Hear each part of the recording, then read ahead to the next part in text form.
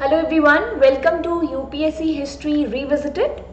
यहाँ हम आज डिस्कस करने वाले हैं एक नए टॉपिक के बारे में, ancient history through maps and timeline की सीरीज में। आज हम बात करेंगे बुद्धिज्म के ऊपर। यहाँ पे आपको एक चीज़ समझना बहुत ज़रूरी है कि जिस तरीके की डेवलपमेंट्स हो रही थी, जिस तरीके से यहाँ पर महाजनपद्स क्रिएट हो रहे थे, और उन सभी महाजनपद्स में हमने यहाँ पर एक तरीके से मगध को एक एम्पायर के तौर पर क्रिएट होते हुए देखा। तो यहाँ ब्राह्मणिज्म भी फैलता जा रहा है, ब्राह्मणिकल आइडियाज जो है वो भी काफ़ी ज़्यादा रिजिड होते जा रहे हैं। कास्ट सिस्टम, वर्ण सिस्टम जैसी चीज़ें जो है वो सोसाइटी में आ गई हैं। लोग वाकई में चाहते थे कि कुछ ऐसी फिलोसफिकल डेवलपमेंट्स हों जिसके ज़रिए उनका जो स्टेटस है सोसाइटी में वो थोड़ा सा ऊपर उठ सके। और इसी तरह की फिलोसफिकल डेवलपमेंट्स इसी दौरान जब यहाँ पर महाजनपद्स क्रिएट हो रहे हैं, नॉर्थ वेस्ट से पर्शियंस इन्वेड कर रहे हैं, बस इसी दौरान आपको यहाँ पर कुछ फिलोसफिकल डेवलपमेंट्स होती हुई देखने को मिलेंगी, और उनमें से एक बुद्धिज्म भी है। बुद्धिज्म अपने आप में एक फिलॉसफी ही थी जो कि आगे चलकर रिलीजन का रूप ले लेती है। तो आइए चलिए देखते हैं कि बुद्धिज्म क्या है और इसके पीछे की स्टोरी क्या है। बेसिकली यहाँ पे एक तरीके से जो टाइमलाइन है, अब तक हमने जितना भी कवर किया है उसके हिसाब से आपने देखा, हमने अर्ली वैदिक पीरियड कवर किया, लेटर वैदिक पीरियड कवर किया, और ये कुछ डायनेस्टीज थी जो कि मगध पर रूल करती है और मगध को यहाँ पे एम्पायर में क्रिएट करने में मदद करती हैं, एम्पायर के तौर पर यहाँ पर सामने आने में मदद करती हैं। इसी दौरान बिल्कुल इसी के कंटेम्प्रेरी आपको यहाँ पे पर्शियंस भी इन्वेड करते हुए देखने को मिलेंगे, और वहीं नंद वंश के दौरान धनानंद जब यहाँ पे मगध पर रूल कर रहे थे, जो कि नंद वंश के आखिरी रूलर हैं, उस समय अलेक्जेंडर भी अटैक करते हैं भारत पर नॉर्थ वेस्ट से। तो ये कुछ कंटेम्प्रेरी डेवलपमेंट्स है, कुछ ऐसी चीज़ें जो पैरेलली चल रही थी भारत के अलग अलग हिस्सों में। इसी दौरान, इसी समय में जो यहाँ पर आप झंडा लहराता हुआ देख रहे हैं, ये शाक्य क्लेन पर है। मैंने आपको दो अलग अलग तरह के महाजनपद्स के बारे में बताया था। एक वो महाजनपद जिसके ऊपर आपको प्रॉपर मोनार्की देखने को मिलेगी, राजतंत्र देखने को मिलेगा, जिसमें राजा सेंटर में होता है और उसके पास सारी की सारी पावर्स होती हैं। वहीं जब मैं एक तरीके से आ जाती हूँ दूसरे महाजनपद की ओर, तो दूसरे महाजनपद जो हैं वो रिपब्लिकन क्लेन्स की तरह थे। उनमें एक राजा ना होते हुए एक से ज़्यादा राजा हुआ करते थे, और उन्हीं में से एक ऐसा ही रिपब्लिकन क्लेन था शाक्य। शाक्य संघ भी कह सकते हो आप इसे, शाक्य गण भी कह सकते हैं। तो इसी शाक्य गण में, इसी शाक्य संघ में, रिपब्लिकन क्लेन में यहाँ पर जन्म होता है गौतम बुद्ध का 563 बिफोर कॉमन एरा में। गौतम बुद्ध का असली नाम सिद्धार्थ था। चलिए देखते हैं कि सिद्धार्थ से गौतम बुद्ध बनने की जर्नी जो है वो किस तरह की थी, और इसको थोड़ा सा स्टोरी के तौर पर समझने की कोशिश करते हैं। तो you can see this thing कि मगध पर उस समय में हरण्यक डायनेस्टी ही रूल कर रही थी जिस समय में गौतम बुद्ध का जन्म हुआ शाक्य संघ में। तो यहाँ पे जैसा कि मैंने आपको कहा 563 बिफोर कॉमन एरा में गौतम बुद्ध जो है उनका जन्म होता है, लेकिन जब वो बहुत ही छोटे थे उसी समय उनकी माता की मृत्यु हो जाती है। उनके पिता का नाम शुद्धोधन था, जो कि उस रिपब्लिकन क्लेन के कई राजाओं में से एक राजा थे, और उनकी माता का नाम महामाया था। तो वो बहुत छोटे थे तभी महामाया जो है उनकी मृत्यु हो जाती है। इसी वजह से सिद्धार्थ जो है उनको यहाँ पर उनकी आंटी गौतमी ने पाला। इसके बाद यहाँ पर ऑब्वियसली जब वो बड़े होते हैं तो उनका विवाह होता है एक प्रिंसेस के साथ, और उन प्रिंसेस का नाम यशोधरा था। यहाँ इंटरेस्टिंग फैक्ट ये है कि गौतम बुद्ध को हमेशा एक शील्डेड फॉर्म में यहाँ पे पाला गया, यानी कि उनको कभी किसी चीज़ की कमी नहीं होने दी गई। यहाँ पर उनके फादर ने पूरी तरह से ये इंश्योर किया कि गौतम बुद्ध यानी सिद्धार्थ जो है उन्हें किसी तरह की कमी ना हो, कभी उन्हें किसी तरह का दुख ना झेलना पड़े। तो ये पूरी चीज़ें, ये सारी चीज़ें जो है वो इंश्योर की गई कि इस तरह की कोई स्थिति जो है वो पैदा ना हो। एंड यहाँ पे गौतम बुद्ध जो है उनको इसी तरीके से पालन पोषण किया जाता है। तो जब भी गौतम बुद्ध घर से बाहर निकलते थे तो हमेशा बता कर निकलते थे, और इसी वजह से पहले ही सारी तैयारियां हो जाती थी पूरे नगर में। सारे नगर में ऐसे लोग बाहर दिखते थे जो हर वक्त मुस्कुराते रहते हैं। तो उन्होंने गौतम बुद्ध ने कभी दुख का अनुभव किया ही नहीं। पर एक बार यहाँ पर गौतम बुद्ध जो है वो बिना अपने पिता को बताए यहाँ अपने प्रिय घोड़े कंथक पर अपने सारथी चन्ना के साथ निकल जाते हैं। और उन्होंने अपनी लाइफ में ऐसे 4 दृश्य देखे जिसकी वजह से उनका जीवन जो है वो पूरी तरीके से बदल जाता है। तो यहाँ पे जब गौतम बुद्ध चन्ना के साथ कंथक के ऊपर जा रहे थे, घोड़े के ऊपर जा रहे थे, रथ के ऊपर जा रहे थे, तब उन्होंने यहाँ पर सबसे पहला जो दृश्य है वो यहाँ पर एक बूढ़े का देखा। तो बूढ़े का दृश्य देखते ही वो यहाँ पर चन्ना से पूछते हैं कि ये किस तरीके का व्यक्ति है, मैंने तो आज तक इस तरह का कोई व्यक्ति नहीं देखा जिसके चेहरे पर इतनी झुर्रियाँ हैं। तब यहाँ चन्ना ने जवाब दिया कि जिसका जन्म हुआ है उसका बुढ़ापा भी तय है और वो ज़रूर आता है। उसके बाद वो आगे बढ़े और उन्होंने एक बीमार व्यक्ति को देखा और उसके बाद फिर से गौतम बुद्ध ने पूछा कि ये कैसा व्यक्ति है, ये इतना झुककर क्यों चल रहा है, ये खास क्यों रहा है। तब यहाँ चन्ना ने फिर से जवाब दिया कि जिस व्यक्ति का जन्म हुआ है उसका बुढ़ापा भी तय है और बुढ़ापे के साथ साथ उसके शरीर में बीमारियां भी घर कर लेती हैं। फिर यहाँ पर वो आगे बढ़े और उन्होंने एक मृत शरीर को देखा। यहाँ पर एक डेड बॉडी को ले जाया जा रहा था और फिर से उन्होंने यही सवाल किया कि इस तरीके से एक व्यक्ति को यहाँ पर इस तरह की शाखा पर लिटाकर कहाँ ले जाया जा रहा है। तब चन्ना ने फिर जवाब दिया कि जिस व्यक्ति के जन्म तय है उस व्यक्ति की मृत्यु भी तय है और ये सच्चाई है जीवन की। गौतम बुद्ध बहुत ही निराश हो गए, सिद्धार्थ बहुत निराश हो गए। उन्होंने ये सोचना शुरू कर दिया कि मेरे जाने के बाद मेरे बच्चों का, मेरी फैमिली का क्या होगा। तब जो चौथा दृश्य था वो था एक सन्यासी का।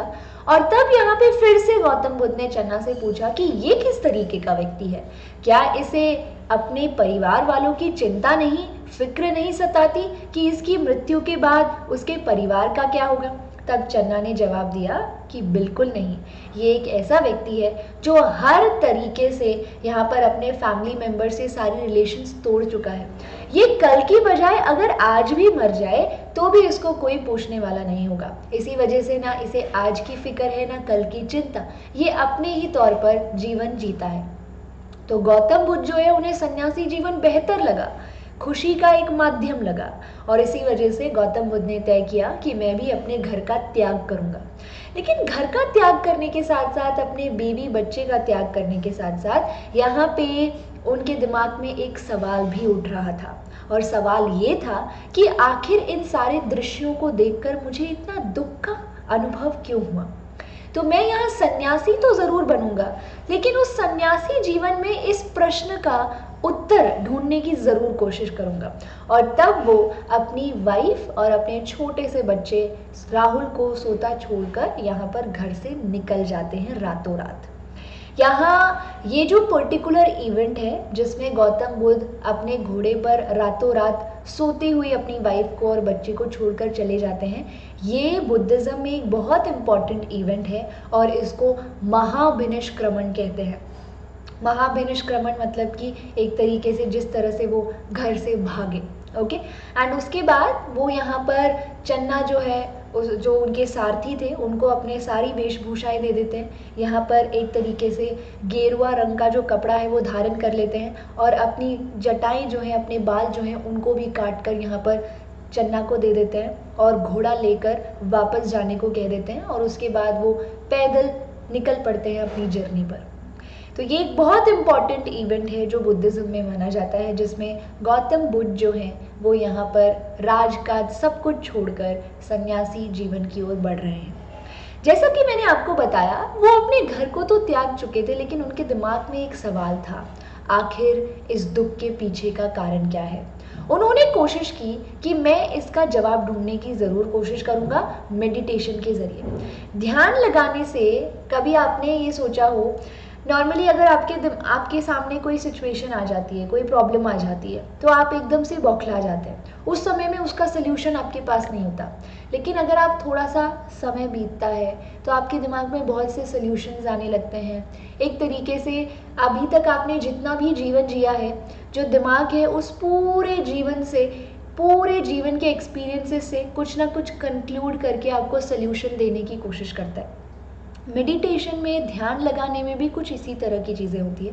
तो यहाँ गौतम बुद्ध ध्यान लगा रहे हैं, मेडिटेशन कर रहे हैं, वो यहाँ पर खाना पीना सब कुछ त्याग चुके हैं और वो उस एक जवाब की तलाश में है जो क्वेश्चन जो उनके दिमाग में चल रहा है। लेकिन आप देखेंगे कि कोई गाइडेंस नहीं थी, कुछ भी नहीं था, और उसी वजह से वो इस मेडिटेशन के, इस फास्ट के एक्सट्रीम लेवल पर पहुंच गए और उनका शरीर कुछ इस प्रकार का हो गया जिसमें वो मृत्यु के बहुत करीब पहुंच गए।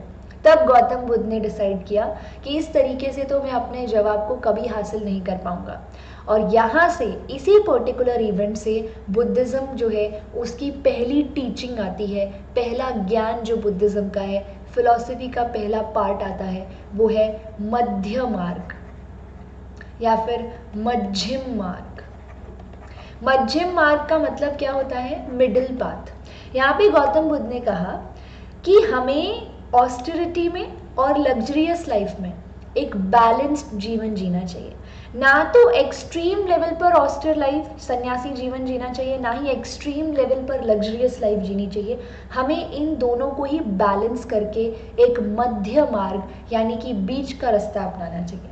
तब यहाँ पर गौतम बुद्ध ब्रेक्स ले लेकर एक तरीके से मेडिटेशन के थ्रू अपना आंसर ढूंढने की कोशिश करते हैं। वो एक्सट्रीम मेडिटेशन में नहीं जाते हैं, एक्सट्रीम लेवल पर नहीं जाते हैं, वो यहाँ पर काफ़ी हेल्थी तौर पर खाना भी खाते हैं, गाइडेंस भी लेते रहते हैं लोगों से, ओके। एंड इसी तरीके से वो यहाँ पर अपना जो सवाल है उसका आंसर ढूंढने में लगे रहते हैं और फाइनली उन्हें उनका जवाब मिलता भी है, और वो भी यहाँ पे बोध गया में पीपल के पेड़ के नीचे उनको वो आंसर मिल गया। और जैसे ही उनको वो आंसर मिल गया वो एनलाइटेंड हो गए, और वो जैसे ही एनलाइटेंड हो गए वो जो ज्ञान था उसको वो यहाँ पर फैलाने की कोशिश करता है। So this is something which happened. ये चीज़ जो है वो आप यहाँ पर होती हुई देखेंगे। तो गौतम बुद्ध को जो ज्ञान की प्राप्ति हुई, जो अल्टीमेट ट्रुथ, जो रियलिटी, जो नॉलेज उन्हें मिली, वो अब फैलाना चाहते हैं। ये जो पर्टिकुलर इवेंट है जिसमें उनको अपना ज्ञान, अपनी जो भी वो नॉलेज चाहते थे, जो भी वो आंसर चाहते थे, वो उन्हें मिल गया। ये पर्टिकुलर इवेंट बुद्धिज़्म में निर्वाण कहलाता है, जो कि उन्हें बोध गया में प्राप्त हुआ। इस ज्ञान को प्राप्त करने के बाद गौतम बुद्ध अपना पहला प्रवचन देते हैं, और वो प्रवचन जो है वो सारनाथ में हुआ। सारनाथ में अपने सबसे पहले 5 जो फॉलोअर्स थे, 5 जो दोस्त थे जो पहले उनके साथ मेडिटेशन किया करते थे, उन्हें वो इसका सबसे पहले ज्ञान देते हैं। यहाँ पे सारनाथ में ये पहला प्रीचिंग उन्होंने किया, और उसके बाद यहाँ पे लोग जुड़ते चले गए। आप देखेंगे कि कैसे ये फिलॉसफी जो है वो रिलीजन का रूप ले लेती है। आपको एक चीज़ समझनी होगी कि फिलॉसफी ही आगे चलकर रिलीजन का रूप कैसे लेती है। जस्ट इमेजिन, मान लीजिए कि मैं कुछ फिलॉसफिकल अपने आइडियाज़ जो है वो प्रपोज करती हूँ, आप लोगों के सामने रखती हूँ। अगर मैं रिलीजन वर्ड को देखूं, रिलीजन जो वर्ड है उसका मतलब होता है वे ऑफ लाइफ, आप कैसे जीवन जीते हैं। अगर आपका जो जीवन है वो मेरे विचारों के अकॉर्डिंग आप मोल्ड करना शुरू कर दें, तो यानी कि जो मेरे विचार हैं वही आपका वे ऑफ लाइफ बन जाएंगे, यानी वही आपका धर्म, वही आपका रिलीजन बन जाएंगे। तो इसी तरह से गौतम बुद्ध ने सिर्फ फिलॉसफी प्रपोज की थी, उन्होंने अपने आइडियाज़ जनता के सामने रखे थे।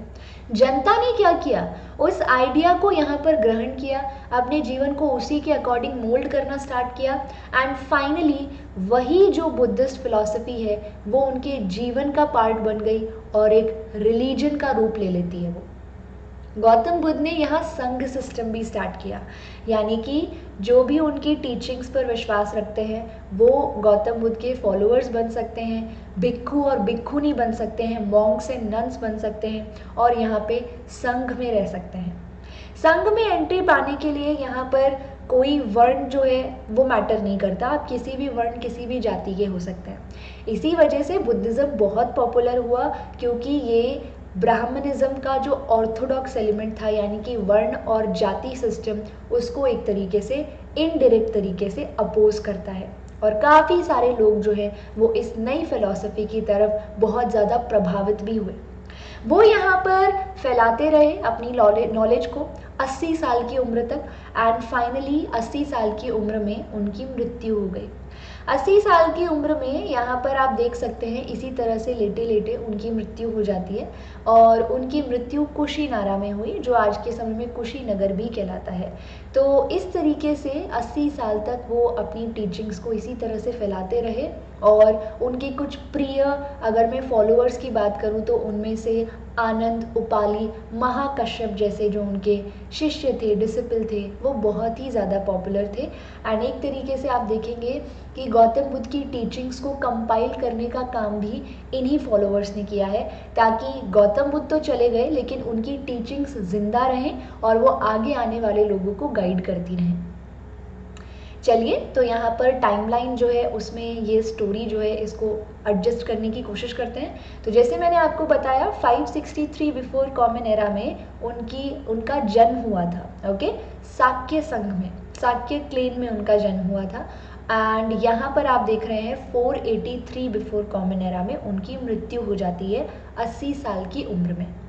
अगर मैं गौतम बुद्ध की टीचिंग्स पर थोड़ा सा ध्यान दूं तो गौतम बुद्ध की जो टीचिंग्स हैं उनमें सबसे पहले आते हैं 4 नोबल ट्रुथ्स, जीवन की 4 सच्चाइयाँ हैं। सबसे पहली जो सच्चाई है वो है दुख, यानी कि हर किसी के जीवन में दुख होता ही है। यहाँ पर अगर कोई व्यक्ति ये कहता है कि नहीं मेरे जीवन में तो बिल्कुल दुख नहीं है, तो ऐसा बिल्कुल नहीं है। दुख यानी कि सफरिंग जो है वो सबसे पहली रियलिटी है। उसके बाद समुदय, यहाँ पर हर दुख के पीछे का कारण भी होता है, कॉज भी होता है, और दुख के पीछे का सबसे बड़ा कारण है थर्स्ट, यानी कि किसी भी चीज़ को पाने की चाहत, लालसा। यही चीज़ जो है वो दुख पैदा करती है। इवन यहाँ पे बुद्धिज्म में तो ये भी कहा गया है कि आपका जो नेक्स्ट जन्म है वो भी यहाँ पर इस प्रेजेंट लाइफ में, इस प्रेजेंट लाइफ को कंटिन्यू करने की लालसा की वजह से होता है। यानी कि बुद्धिज्म में कोई फर्स्ट कॉज है ही नहीं, एक साइकिल है, बर्थ और डेथ की साइकिल जो चलती रहती है। जैसे कि अगर आप इस प्रेजेंट लाइफ में ये सोचते हैं कि नहीं मेरा ये जीवन कंटिन्यू चलते रहना चाहिए, मैं मरना नहीं चाहता या मरना नहीं चाहती, मैं मृत्यु नहीं चाहती हूँ, तो ऑब्वियस सी बात है कि ये जो डिज़ायर है, ये जो थर्स्ट है, यही यहाँ पर पुश करता है नेक्स्ट लाइफ को और आपका फिर से जन्म होता है। तो जब तक आप इस थर्स्ट को नहीं छोड़ेंगे तब तक ये लाइफ और डेथ की साइकिल जो है, बर्थ रीबर्थ जो साइकिल है वो चलती रहेगी। तो इस तरीके से दुख के पीछे का कारण, यहाँ पे सफरिंग जो है उसके पीछे का कारण थर्स्ट है, डिजायर्स है। नेक्स्ट जो सबसे बड़ा नोबल ट्रूथ है वो है निरोध, यानी कि इस सफरिंग को आप अपने जीवन से निकाल सकते हैं। यानी कि इस बर्थ और रीबर्थ की जो साइकिल है, लाइफ और डेथ की जो साइकिल है, उसको आप तोड़ सकते हैं, इस चेन को आप ब्रेक कर सकते हैं। और उस चेन को ब्रेक करने का जो सबसे बेहतरीन तरीका है वो है मार्ग, 4th noble truth, that is मार्ग, 8 फोल्ड पाथ। अब ये 8 फोल्ड पाथ जो है वो भी उन्होंने दिया है। सो लेट्स सी ये 8 फोल्ड पाथ क्या है, इसको समझने की कोशिश करते हैं। सबसे पहले राइट अंडरस्टैंडिंग, यानी कि किसी भी चीज़ का ज्ञान जो है वो सही होना ज़रूरी है। इसके बाद राइट थॉट, किसी भी चीज़ के लिए अगर आपके दिमाग में कोई विचार आ रहा है तो वो अच्छा होना चाहिए। इसके बाद राइट स्पीच, कुछ भी बोले तो 2 बार सोच समझ कर बोले। Right livelihood, right means of livelihood, एक तरीके से जीवन यापन करने का तरीका सही होना चाहिए।